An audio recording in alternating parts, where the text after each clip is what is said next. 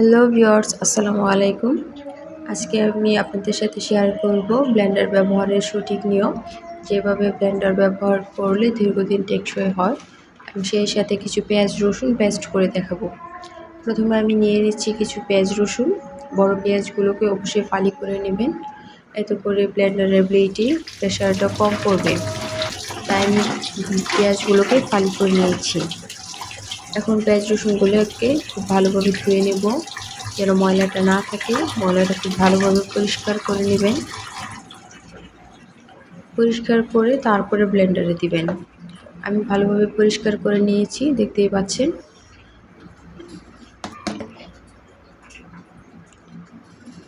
এখন ব্লেন্ডারের জারে পেঁয়াজগুলোকে দিয়ে দিব। ব্লেন্ডারের যে জারে পেঁয়াজ রসুন পেস্ট করা হয় সেই জারটা নিয়ে নেবেন। ব্লেন্ডারের 3টা জার থাকে, একটাতে শুকনো জিনিস গুঁড়ো করা হয়, আরেকটা জুসার, আরেকটা পেঁয়াজ রসুন আদা পেস্ট করার। যেটাতে পেঁয়াজ রসুন পেস্ট করা হয় সেই জারটা নিয়ে নেবেন, তাহলে খুব সুন্দর হবে। আমি পেঁয়াজ রসুন পেস্ট করার জারটা নিয়ে নিয়েছি, সেখানে পেঁয়াজ রসুনগুলো দিয়ে এখন একটুখানি পানি দিয়ে নেব। একটু পানি দিলে খুব সুন্দরভাবে পেস্ট হবে, আর ব্লেন্ডারের প্রেশারটা একটু কম পড়বে। আমি একটু পানি দিয়ে নিচ্ছি। এখন ঢাকনাটা দিয়ে নেব।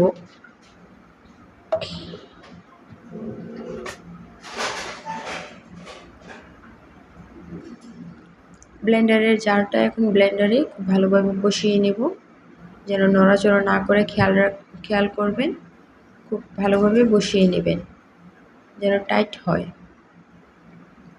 আমি খুব ভালোভাবে বসিয়ে নিয়েছি, দেখতেই পাচ্ছেন।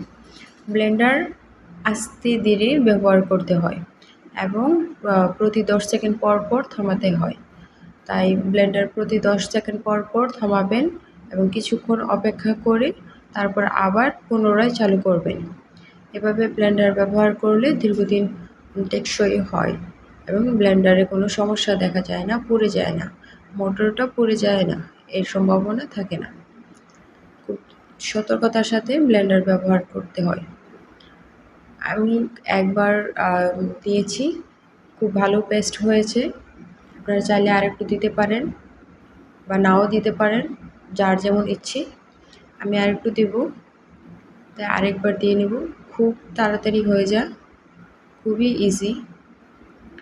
ব্লেন্ডারের 3টা পয়েন্ট থাকে, 1 2 3 3টা পয়েন্ট থাকে। যে স্পিডে ব্যবহার করতে চান ব্যবহার করতে পারবেন। যদি হাই স্পিড দেন অবশ্যই ঢাকনাতে হাত দিয়ে রাখবেন। হাই স্পিডে ঢাকনাটা খুলে যাওয়ার সম্ভাবনা থাকে, এতে করে দুর্ঘটনার শিকার হতে পারেন।